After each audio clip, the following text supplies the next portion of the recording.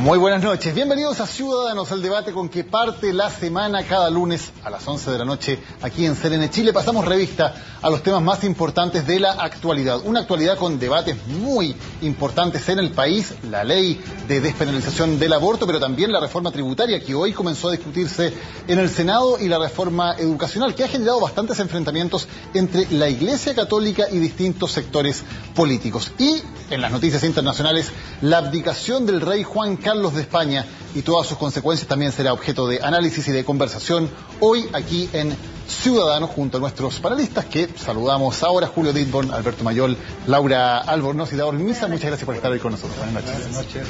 Y vamos a elegir de inmediato a los candidatos. Les vamos a presentar a hacer la frase de la semana. Partimos con un discurso sin duda histórico, el de hoy, el rey Juan Carlos de España abdicando al trono.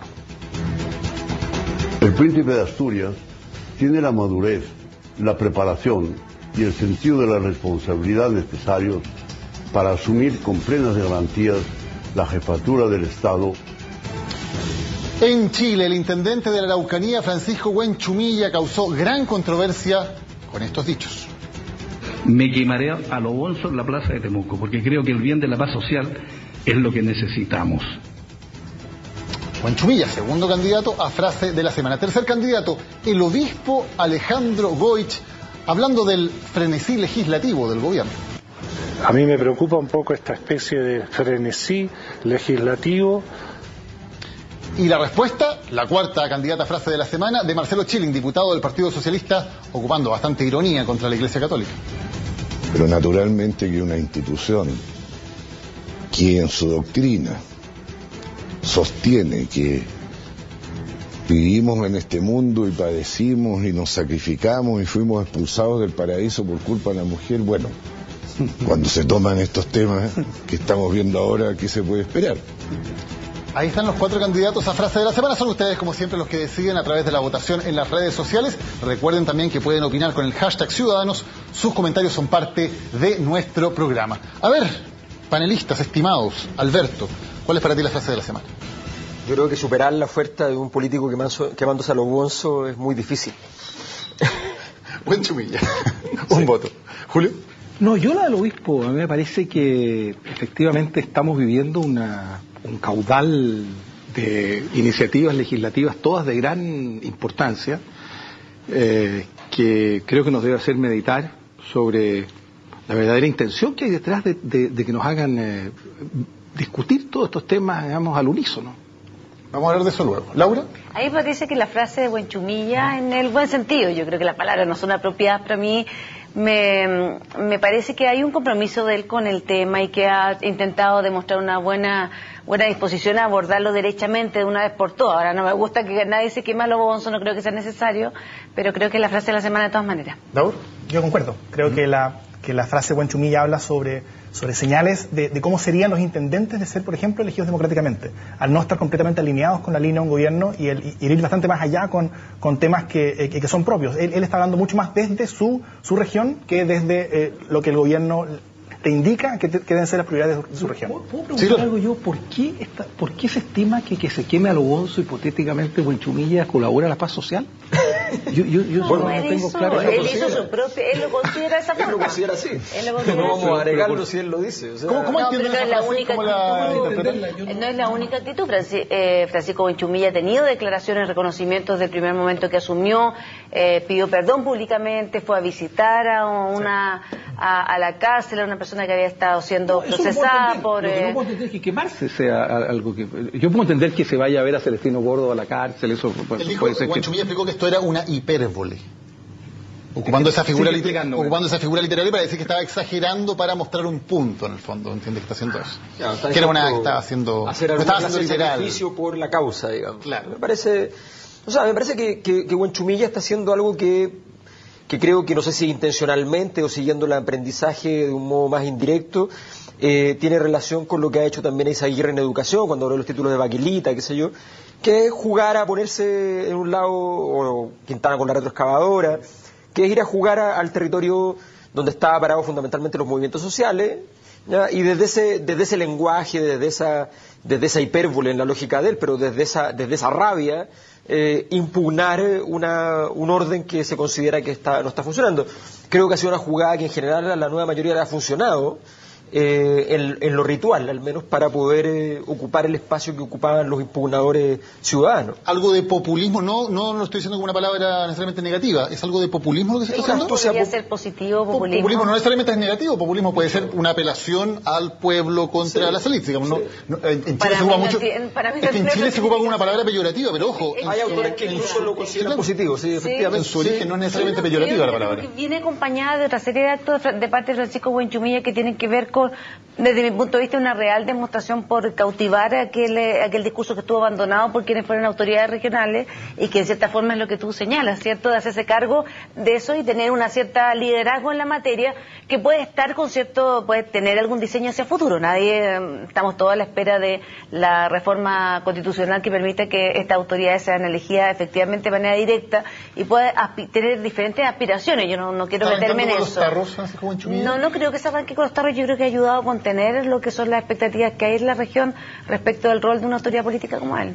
Yo creo que sí se está arrancando algo con los tarros, pero para bien de su región y tal vez para incomodidad del mismo gobierno. O sea, claramente se ve una diferencia entre la acción que está teniendo él y la acción de intendentes anteriores, o intendentes incluso de otras regiones hoy día, que continúan con esta lógica de trabajar para mi único votante y elector, que es el presidente de la República, él o la presidenta de la República, versus Buenchumilla, que ya está, yo creo, en una lógica distinta. Y yo creo que mientras más se acerque y mientras más sea posible y visible una reforma política que permita la elección democrática de los intendentes, más vamos a ver a más intendentes y autoridades locales también haciendo cosas parecidas. Yo soy partidario de la elección de los intendentes, pero no veo qué tiene que ver con que se queme Alonso. Sigo sin entender la hipérbole.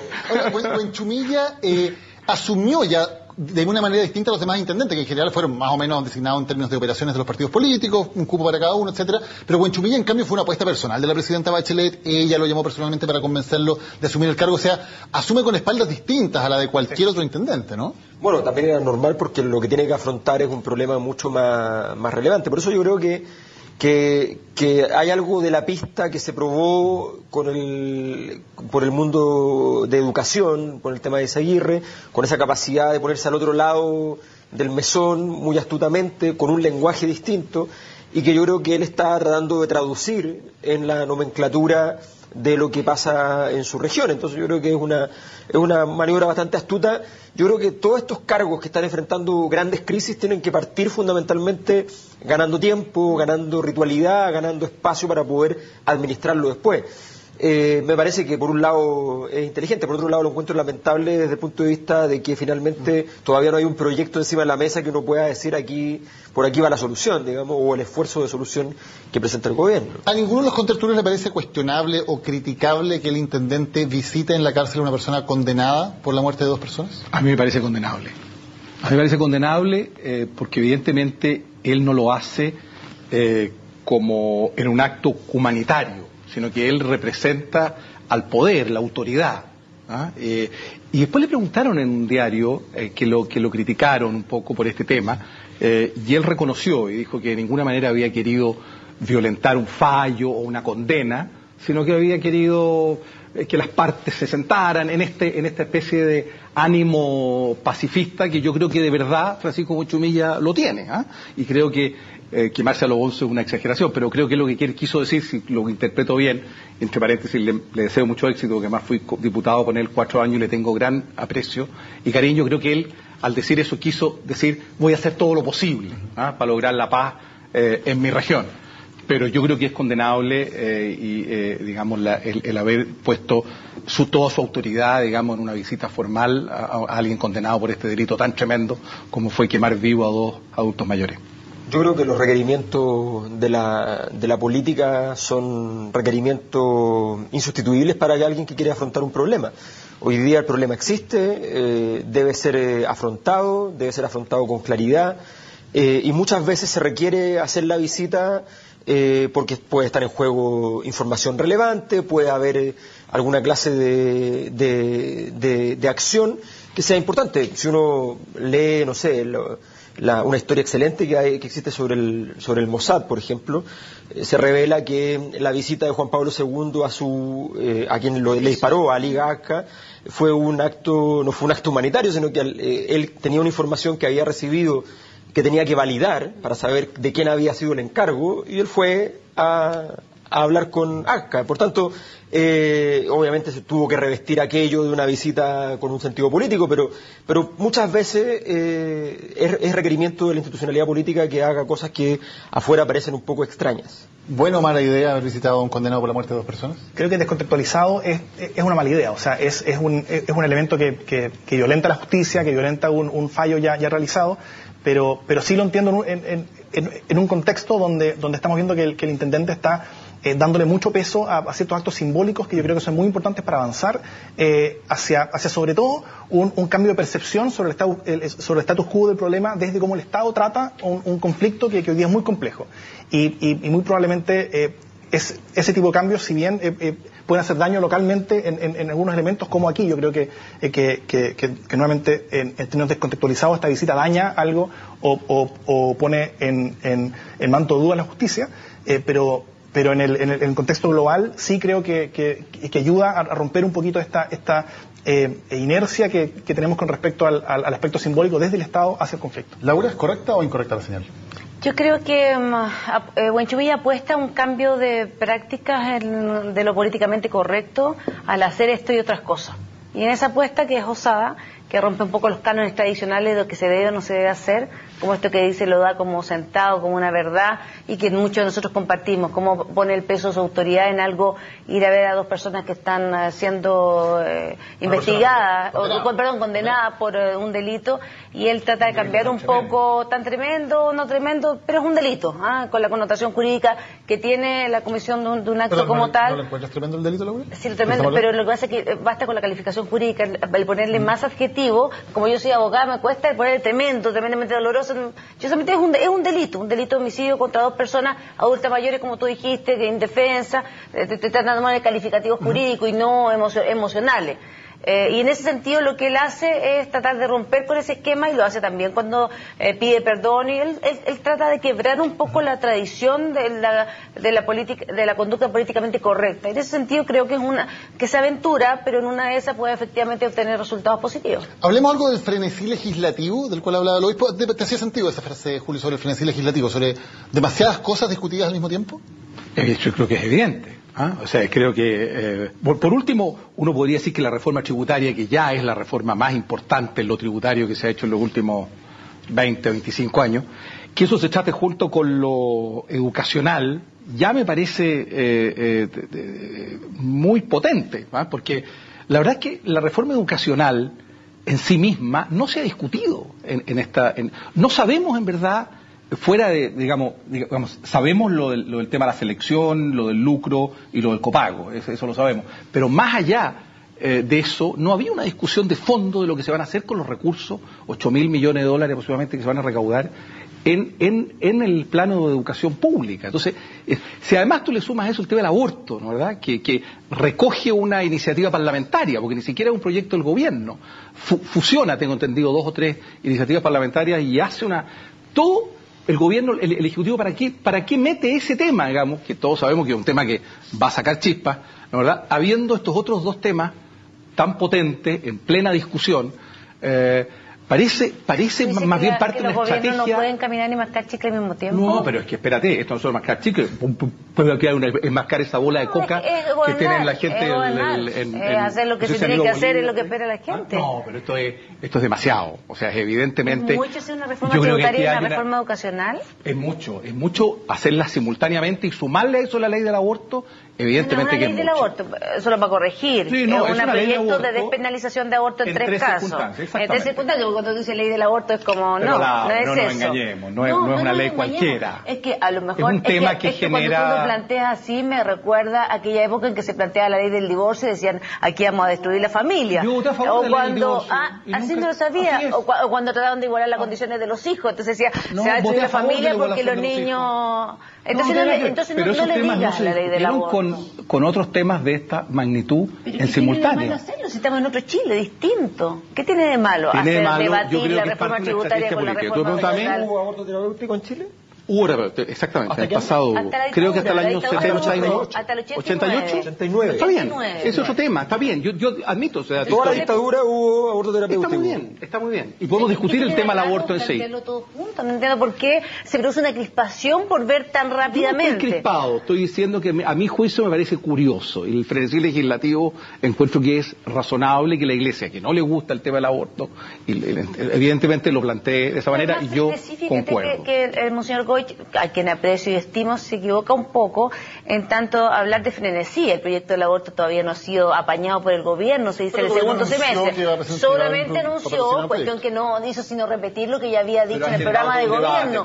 Cuando la gente votó por Michelle Bachelet en diciembre, ya había votado por un proyecto de despenalización porque estaba en el programa de gobierno. Por tanto, no es nada nuevo, no se ha presentado ninguna cosa. Y en materia de reforma tributaria la venimos conociendo, fue aprobada en la Cámara de Diputados. Entonces, esta idea da la sensación de que están agobiados y que no pueden ver tantas cosas al mismo tiempo. Va a ser un poco un invento ficticio. ¿Tiene lógica, cuando se están discutiendo la reforma educacional y la tributaria, sumarle la discusión sobre aborto? ¿Es una buena o una mala estrategia política del gobierno? Yo creo que es una buena estrategia política de parte del gobierno en el corto plazo. Creo que eso revela más bien el problema en el que el gobierno se estaba metiendo en la discusión de la reforma tributaria. Al develarse bastantes problemas serios con la reforma, con ciertas cosas que se está demostrando que iba a afectar, que el mismo gobierno decía que no iba a afectar.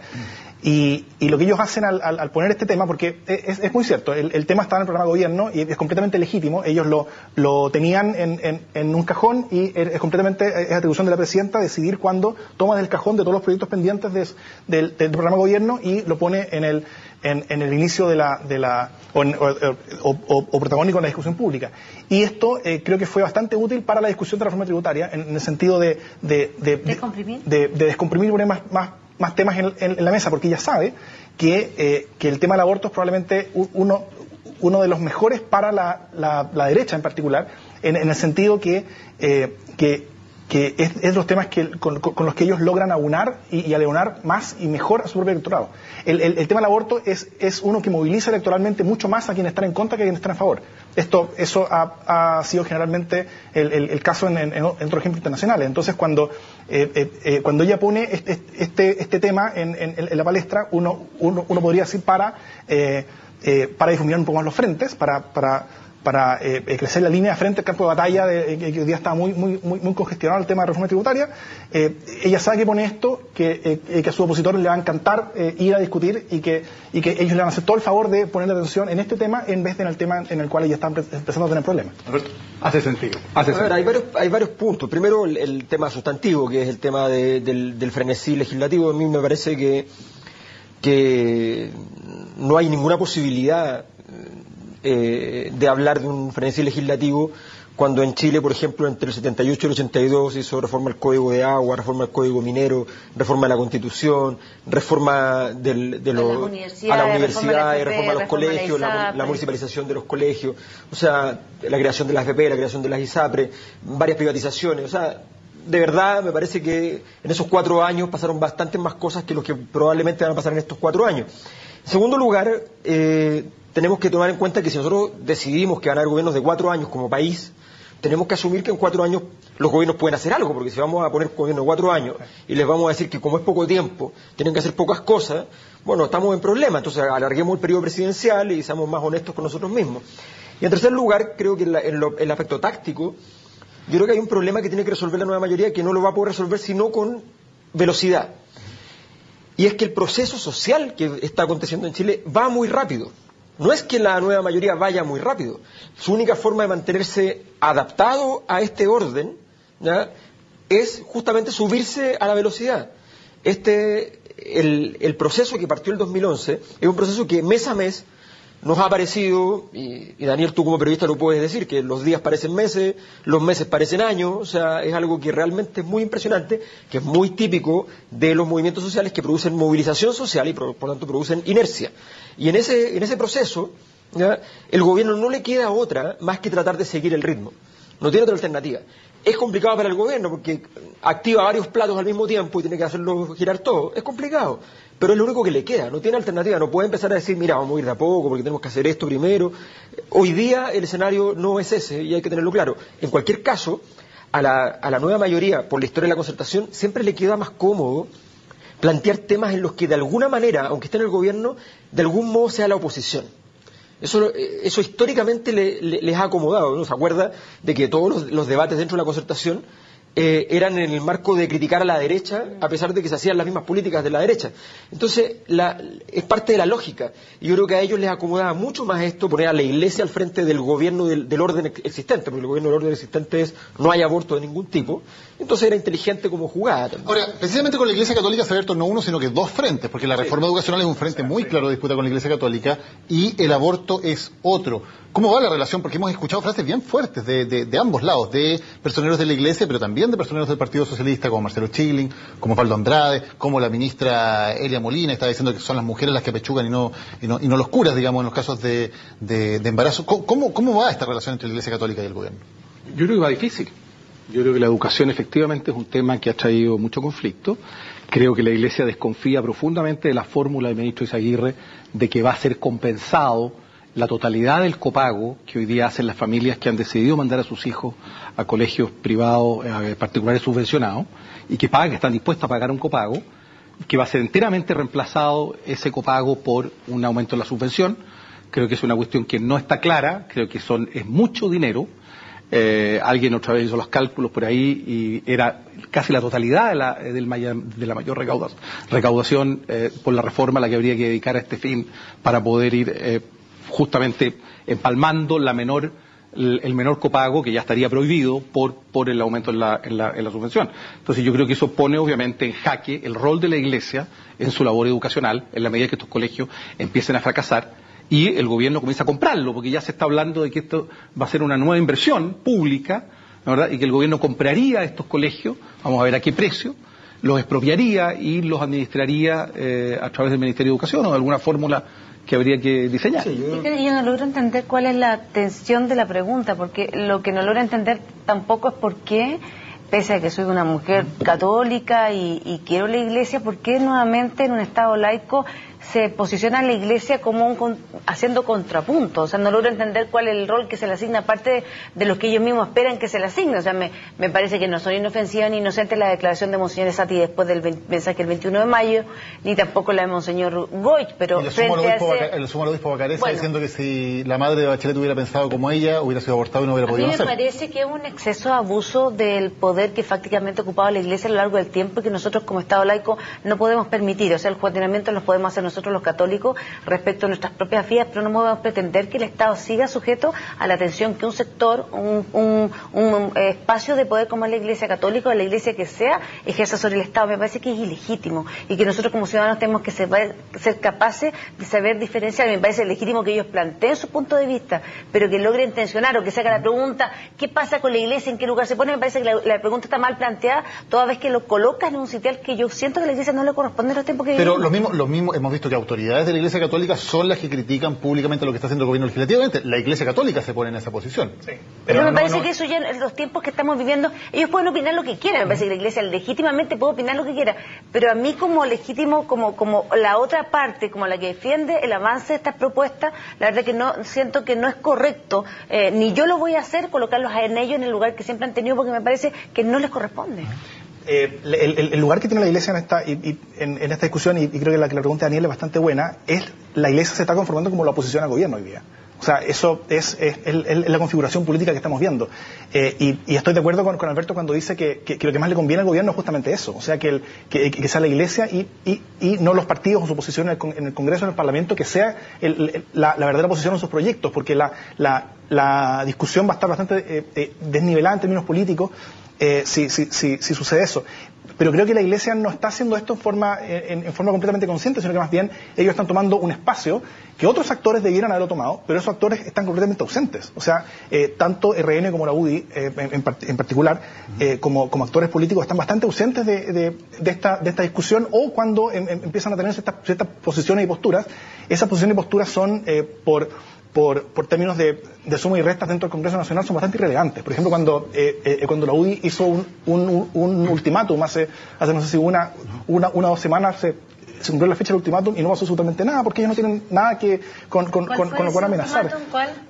Estaban pidiendo información acerca de los asesores que habían diseñado la reforma y le exigían que se entregara esa información públicamente. Era como lo... ¿Sabes qué? Yo quisiera decir que lo que me parece más interesante lo que está pasando con la Iglesia es que cuando haya un avance fuerte, violento de algún grupo político, hay 2 posibilidades. O está haciendo efectivamente un acto de avanzada, o es el canto del cisne. ¿Ya? Son las 2 posibilidades en las cuales se acumulan fuerza para poder ganar posición.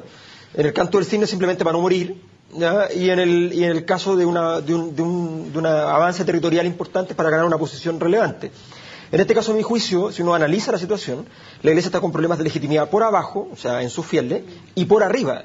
Todo esto no es presentable hoy día en el Vaticano. El Vaticano está con otros problemas, tratando de sacarse las empresas de encima, todo lo que huela a negocio y cosas por el estilo les parece muy complicado, van a juzgar al que era el segundo hombre de Ratzinger, que fue el que hizo la vida imposible, que significó su salida, ¿ya? O sea, el asunto se está ordenando bastante en el Vaticano, ninguno de estos temas son presentables allá, ni por arriba ni por abajo la Iglesia chilena tiene por dónde moverse. Estos son movimientos, manotazos de ahogado, y lo que temen fundamentalmente es la apertura de la discusión. Esto es una discusión muy, muy relevante en la cual se puede poner en juego el carácter central de la Iglesia como la principal institución no estatal que ha educado en Chile a los chilenos, que en realidad ha sido el principal causal de retraso de nuestra educación, porque la mayor parte del tiempo que educaron en los colegios pusieron a las niñas a aprender crochet, fundamentalmente durante todo el siglo XX. O sea... Tenemos que ir a una conversación, pero antes que retruque Julio. Yo retruco 2 minutos. Espérate, perdóneme una cosa. Yo creo que tener a la Iglesia en la oposición es una cuestión potente en Chile. No menospreciemos a la Iglesia como factor político contrario al gobierno. Es cierto que el RN y la UDI hoy día son menos trascendentes en esta discusión porque no tienen los votos en la Cámara para hacer nada, ni para rechazar los proyectos, ni para sugerir nada. Ni tampoco la capacidad de presentar Está bien, pero es que la prensa no los pesca. Frente unido, si quieren inventar, pero un frente unido, no hay un frente unido. Pero la prensa tampoco le da tanta importancia porque sabe que no la tienen. En cambio, la Iglesia es un gestor educacional muy potente. Yo les quiero recordar a ustedes que en Chile la educación municipal partió siendo lejos la más importante en este país y que en 30 años se la comió la particular subvencionada, y entre ellos la Iglesia, que ganó esa pelea porque la familia fue maniatada y la Iglesia tomó el espacio. No es que maniatada, ¿con qué fue maniatada? Trabajaba con menos plata y ocupaba pero si la subvención es la misma. Y publicaba sistemáticamente puntajes que eran mejores. La subvención educacional es la misma para uno u otro lado. Es cierto que tenían la flexibilidad para poder despedir profesores, y el copago no lo tenían, efectivamente, pero tampoco lo quieren. Bueno, pero da lo mismo. El hecho potente es que la Iglesia, yo creo que se ganó ante los chilenos, la familia chilena, un lugar muy importante, que siempre lo ha tenido por lo demás, pero yo creo que creció en este último tiempo en educación. Y por lo tanto, y creo que es muy caso Caradima no hay que despreciar, y creo que la Iglesia no está para nada. Y yo no soy un hombre tan cercano a la Iglesia, te lo digo sinceramente, pero creo que políticamente es un adversario. No les queda otra. Seguimos con el debate después de la pausa. Antes de irnos a la pausa, hoy no tenemos verdadero o falso, pero tenemos algunas vueltas de opinión de políticos, de dirigentes, cosas que dijeron antes y dicen cosas distintas después. Escuchemos a Gustavo Afún, diputado de la UDI, hablando y dando sus argumentos contra la ley de despenalización del aborto en algunos casos que está proponiendo el gobierno.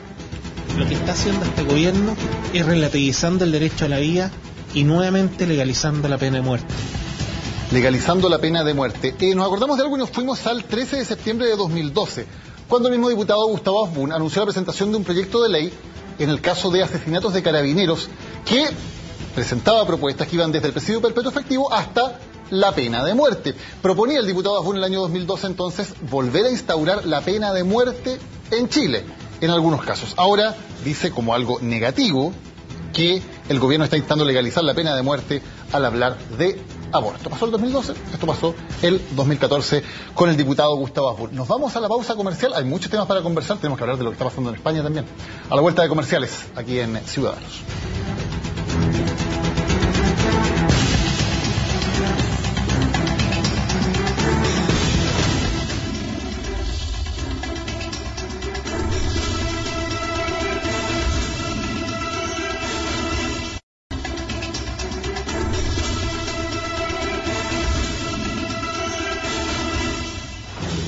Estamos de vuelta en Ciudadanos, en nuestro segundo bloque, con otro cambio, otra vuelta de la alcaldesa de la Comuna de Santiago, Carolina Toa. Esto dijo a raíz de la situación en el Instituto Nacional.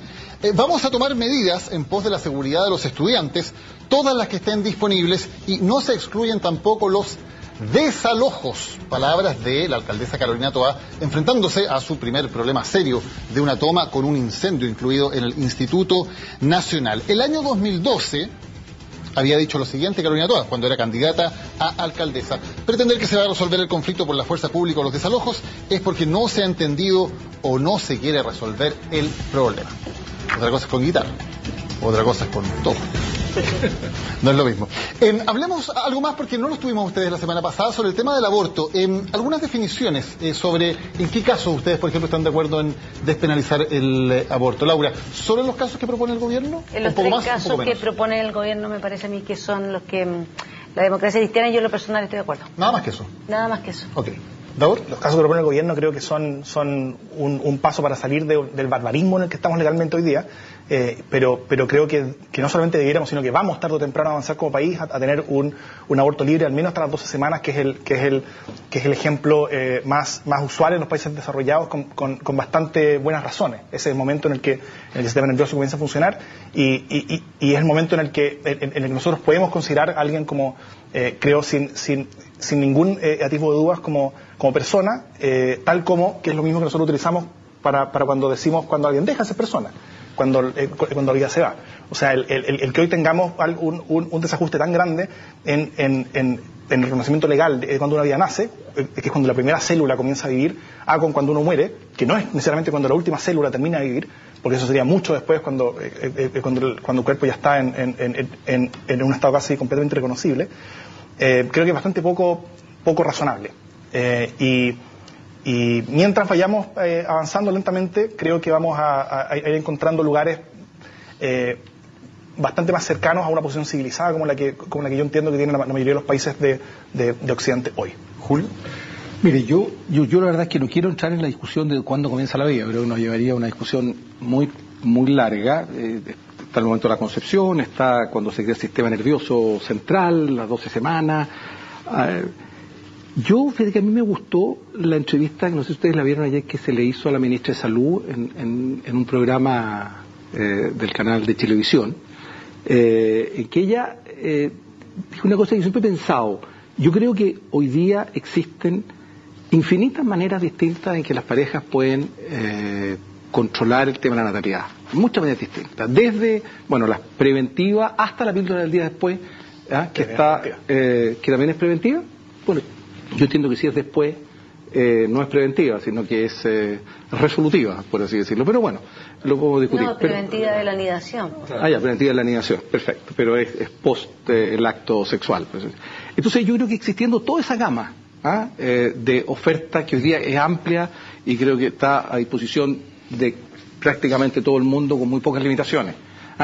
Me parece a mí que existiendo duda de cuándo la vida se genera, yo soy más bien partidario de enfatizar la prevención en todas sus formas, hacerla lo más accesible posible y tratar entonces de no tener que recurrir en los casos de violación de niñas por sus padres, como el 78% de las violaciones de menores de edad en Chile. Sí, pues uno puede siempre encontrar casos excepcionales. No son excepcionales. Sí. En Chile, 7 de cada 10 niños sufren agresiones, maltrato, y entre ellas están las agresiones sexuales. Pero yo no quisiera entrar en cada uno de los casos. Yo más bien creo que el tema de... A ver, yo creo que la mujer no es dueña de su cuerpo. Para decirlo francamente, así como los gringos dicen, la mujer es dueña de su cuerpo y puede hacer lo que quiera con estas 2 semanas. Yo creo que habiendo un ser ahí adentro y teniendo dudas de cuándo la vida comienza, no debe ser dueña de su cuerpo. Punto. No, a mí me parece que yo no estoy a favor de la tesis de que la mujer sea dueña de su cuerpo. A mí me parece que el Estado no puede penalizar a las mujeres en estas 3 situaciones, y particularmente hay que ser especialmente cuidadoso, porque en este caso no rige lo que tú señalas respecto del origen de la vida propiamente tal, sino que son los casos en donde se produce una gestación, un embarazo producto de una agresión sexual, cuando una mujer es violada, ya sea una niña o una mujer adulta, donde no hay consentimiento, son violado sus derechos humanos, el hacer perseverar a la mujer en un embarazo que es no deseado, que es contrario a su voluntad, que transgrede su integridad y dignidad mínima como ser humano, es en definitiva subvalorar la vida de las mujeres. Y a mí me parece que en ese orden de ideas, y es por eso que nosotros incorporamos la posibilidad de despenalizar los casos de aborto por violación, porque nos parece que no hay nada más violento constituye una violación grave de los derechos humanos de las mujeres el obligarla a perseverar en un embarazo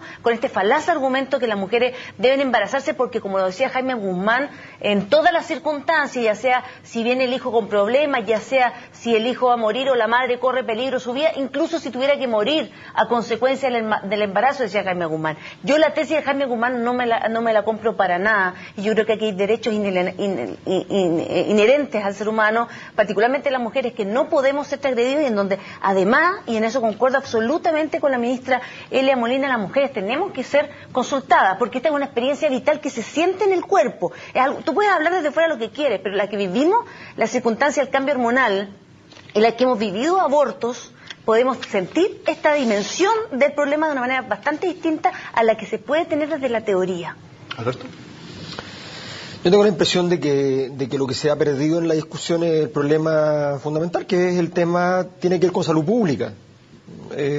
Tan claro como eso.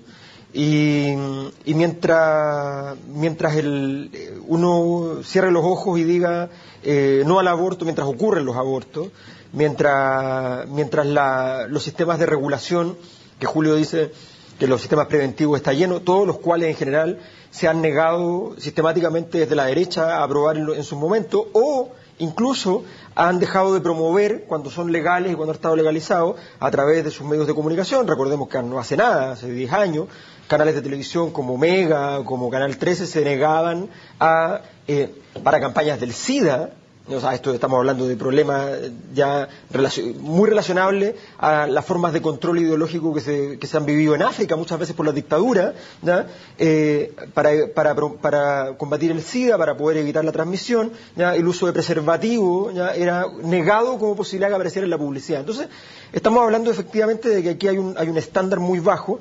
Lo que se está presentando hoy día es el desde, a mi juicio, y luego creo que hay un tema de salud pública mucho más amplio que tiene que ver con lograr ingresar ya a un estadio superior en el cual el aborto tiene que ser un tema a legislar, y creo que a favor de él. ¿Julio? No, solamente para corregir una cosa de un hecho histórico. Efectivamente, esos dos canales se negaron a pasar publicidad para el uso del preservativo por el argumento de que no se planteaban todas las alternativas que para inhibir el tema del embarazo. Podrían haber hecho una publicidad integral. Se hizo, y de hecho hicieron, si no me falla la memoria, aunque a esta edad ya reconozco que a veces me falla, hicieron, está bien, pero hicieron porque la fidelidad a una sola pareja y otras opciones también eran una posibilidad. El argumento de ellos era que no se mostraban todas las posibilidades. La respuesta que ellos hicieron fue no mostrar todas las alternativas. Respondieron con lo mismo que criticaban, no mostrar todas las alternativas. Además, todos sabemos que una sola pareja con eso ya es como la parte más redundante. El problema es ya efectivamente la prevención en sentido estricto. Bueno, pero presentar las opciones, obviamente, me parece a mí. Porque además no existía, o sea, alternativas. ¿Te recuerda usted todo el debate que tuvimos cuando con la Marisol Barría y ella principalmente se tramitó la ley para distribuir la anticoncepción de emergencia en los servicios de salud público, el cuestionamiento y el requerimiento ante el Tribunal Constitucional de la UDI en pleno, todos los diputados recorriendo ante el tribunal, y la intolerancia que está detrás de que el diputado K se pare cuando la presidenta en un acto republicano habla del aborto, se va de la sala. Yo siento que hay aquí unos clasismos, no son anécdotas, porque lo importante lo dijo Alberto y dijo, este es el no debatir. Este es el desde, aquí empezamos. Y yo estoy de acuerdo. Si se aprueba eso, esto es el desde, pero aquí no termina.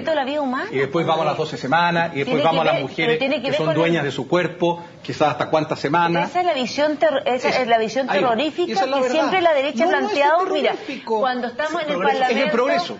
Mira, ahí le llaman progreso, mira al lado tuyo. Cuando estábamos en el Parlamento y queríamos igualar la situación de los niños legítimos y los niños guachos, venían con que esta era la destrucción de la familia. Cuando hablábamos de la nueva ley de matrimonio, yo nunca hablo leceras, y ahora no estoy hablando leceras. Te estás yendo a otro tema. Es semejante, la actitud de la derecha es siempre la misma. Que esto es progreso. La actitud de la derecha es siempre la misma. Incluso lo podría agregar que en el siglo XIX se negaron al matrimonio civil. Recordemos que no querían que existiera el matrimonio civil. Después, durante muchos años, estuvieron peleando para que no existiera la disolución del matrimonio civil, pero primero no querían el matrimonio civil porque solo podía ser religioso. O sea, estamos hablando de una lógica retardataria, y por eso digo que en gran medida el conservadurismo, que para eso está, de hecho, ¿ya? El problema es la fortaleza que ha tenido, la articulación en la élite que ha tenido en Chile. El conservadurismo ha estado siempre tratando de evitar que avancemos, que nos movamos. Bueno, para ustedes es un avance, digamos, que la mujer se adueña de su cuerpo y que puede abortar hasta la X semana. Para mí no es un avance. Para mí no es un avance. Y eso es una discusión legítima, evidentemente. Pero no vengamos palabras que no me hable de los guachos, del tema de otras leyes, nada que ver. Este es el tema de fondo. Pero si la derecha el tema es desde se negó cuando quisimos establecer la ley de igualdad de los hijos. Pero ¿cómo se iba a negar? Tres de los pueblos están de acuerdo aquí, viéndolo como algo o positivo como negativo. Que este es el primer paso de una discusión que luego debería ir hacia discutir con legítimas distintas posiciones si la mujer tiene derecho por propia decisión, no solamente en estos tres casos, de abortar hasta determinada semana. ¿No estás de acuerdo con que ese debería ser un segundo paso? ¿Una nueva discusión que venga después? Yo puedo dar la opinión de la democracia cristiana, y yo lo que creo es que Chile hoy día está debatiendo respecto de tres situaciones que son las que están contenidas en el programa de gobierno del presidente Bachelet. Si el día de mañana viene una catástrofe mundial o viene el calentamiento, vamos a debatir sobre otras cosas. Hoy día estamos debatiendo sobre tres situaciones. El día de mañana debatiremos sobre la autonomía y el derecho de las mujeres. Puedo mascar chicle también por Claudia. Pero no te piques, no me pico, Julio, pero no ponte te en el caso hipotético. Eso está permitido hasta cierta edad. Hasta cierta edad uno se pica. Oye, pero no me hables de la ley actual. Ponte en el caso hipotético de lo que dice este hombre, que esto es progreso y que esto es el verde. Lo que Michelle Bachelet planteó fueron tres situaciones. A mí me parece que la gente tiene la suficiente capacidad para razonar, discernir y en definitiva hacer que sus parlamentarios voten. Y ese debate se va a abrir ahora en Chile, le guste la UDI o no le guste la UDI, y vamos a votar y vamos a ver quién tiene mayoría. Hablemos del debate que está dando en este momento en Europa, con mucha gente saliendo a las calles en distintos lugares de España para pedir un referéndum o para pedir la instalación de una república, esto después de la abdicación del rey Juan Carlos. Hay que decir que en todo caso la mayoría de las encuestas sigue mostrando un apoyo mayoritario a la monarquía, pero con una clara baja en la popularidad y en la aprobación a la gestión de la monarquía. ¿Qué tantas consecuencias puede tener lo que está ocurriendo en España, Davor? ¿Está en juego efectivamente la monarquía española? ¿Va a ser un proceso normal, fácil de transición hacia un nuevo rey? O sea, creo que es muy bueno que España tenga estas dudas y estas preguntas. Hoy la monarquía, en particular la española, es bastante más simbólica que otra cosa. Tiene ciertas atribuciones legales que son bastante fuertes, pero en general son usadas solamente en caso de emergencia, como el rey es guardado como último baluarte moral, si se podría decir, de la nación. Él no tiene un poder que nazca de Dios, por ejemplo, sino que el poder a él le es entregado desde la gente, que es la depositaria del poder y la soberanía. Pero es efectivamente una gran pregunta si es que la persona que tiene este poder y este rol es justo o es válido o está de acuerdo a los tiempos que sea una persona que no es elegida por nadie, sino que es simplemente una persona que nació donde nació. Y eso creo que es una discusión muy válida y muy importante, que muchos países han avanzado en cierta dirección.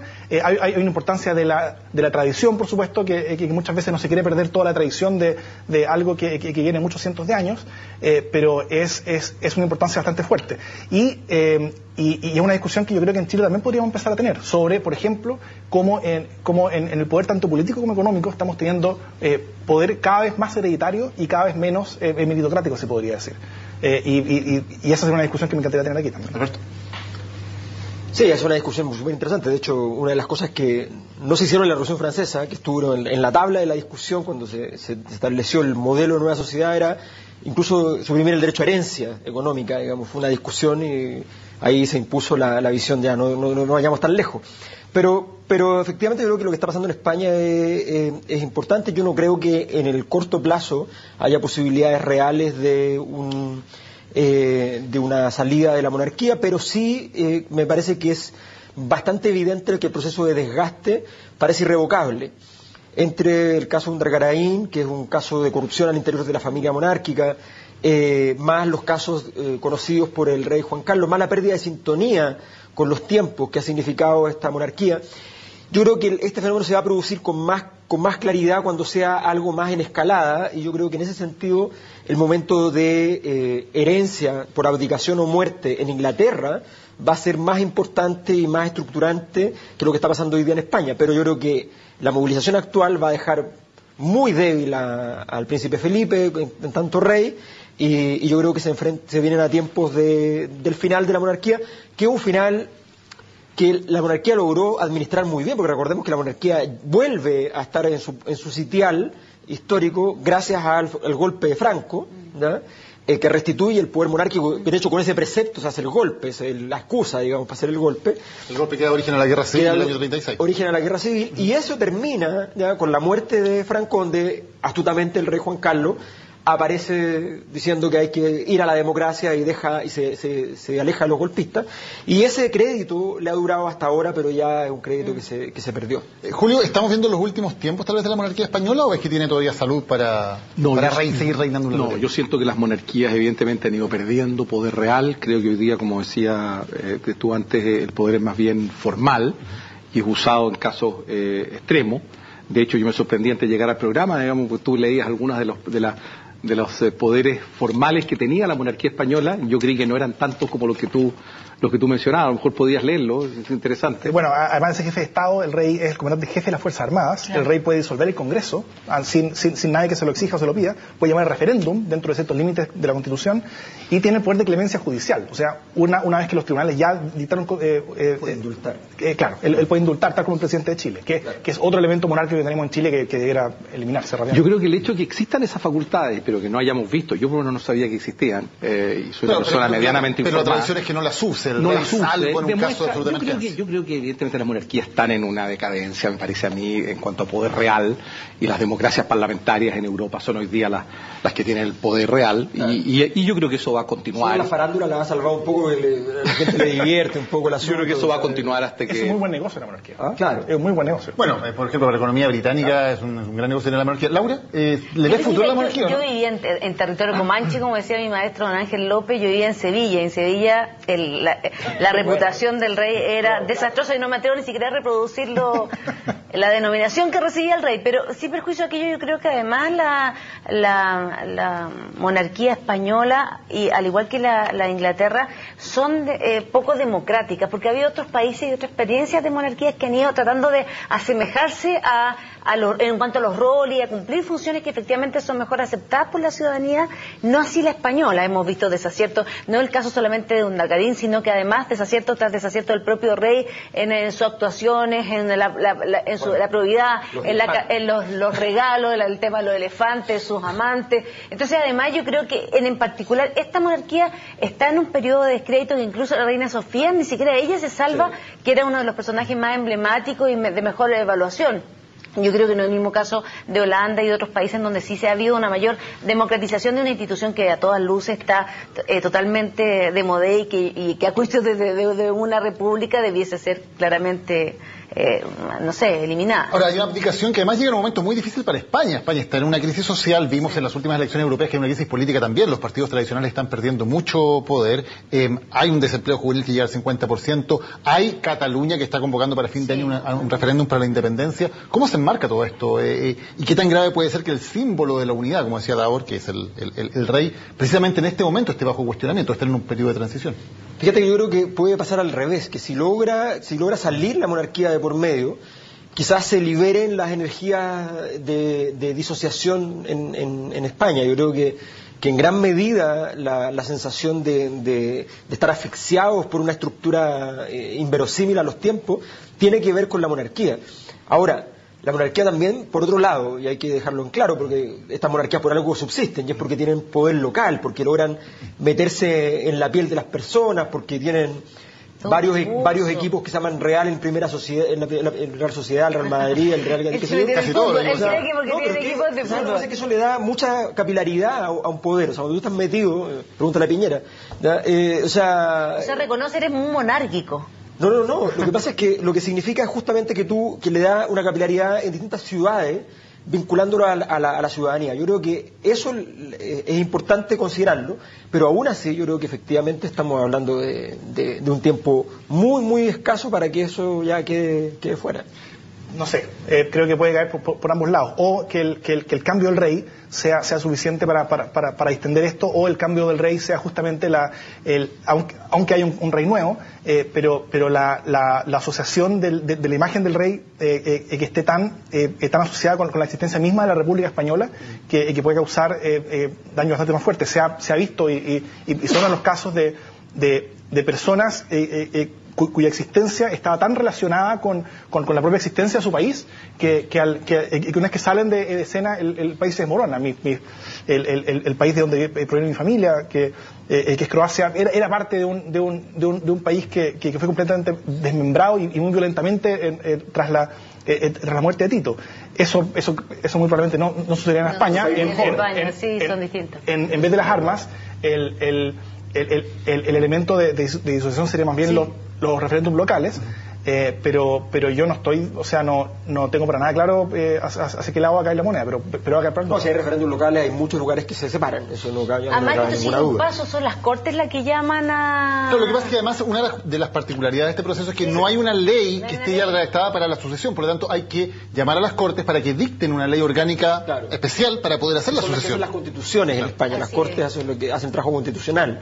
Entonces, efectivamente, se abre una ruta de incertidumbre que, dado la falta de capital político actual ahora, obviamente si la abdicación se produce hoy, es justamente porque asumen que el capital político está para poder rápidamente entregarle a Felipe. Lo que pasa es que, y de hecho Felipe yo estuve la semana pasada ya, y Felipe había estado muy activo las semanas anteriores en salir a la ciudad, a ir a los lugares más populares, porque antes cuando decían que iban a ir a la ciudad, iban a unos lugares exclusivos increíbles. Ahora... ¿No lo viste tú donde encontraste con él? No. Alberto andaba en un lugar exclusivo, entonces es una realidad cuando las Cortes lo aprueban, no hoy día. Exacto. O sea, ¿y aquí puede pasar cuánto tiempo?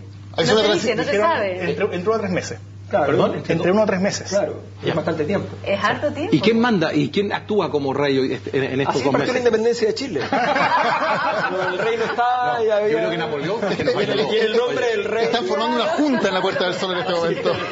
Yo creo que Napoleón también nos ayudó en la independencia. Bueno, por eso, pero había un interregno y ahí hay que aprovechar. Y en el nombre de... Eso andaba Mayol allá en España. Yo andaba gestando el bolsillo político. Claro, incendiando ahí. Antes de despedirnos queremos revisar el avance de las 50 medidas para los primeros 100 días de gobierno. Esto sí que queda poco, quedan como 2 semanas para que se cumplan los 100 días de gobierno. Van 37 de los 50 en el cumplimiento, 74% de las medidas cumplidas. Muchas gracias. ¿Le damos un premio a la presidenta? Ya decimos que llegaron, más que eso no vamos a hacer aquí. No vamos a tirar chayas, nada. Muchas gracias por habernos acompañado en el debate de Ciudadanos. Gracias a ustedes también. Y los dejamos, como siempre, con la frase ganadora, la que ustedes votaron como la frase más destacada de la semana. Los dejamos con esa frase y nos reencontramos el próximo lunes.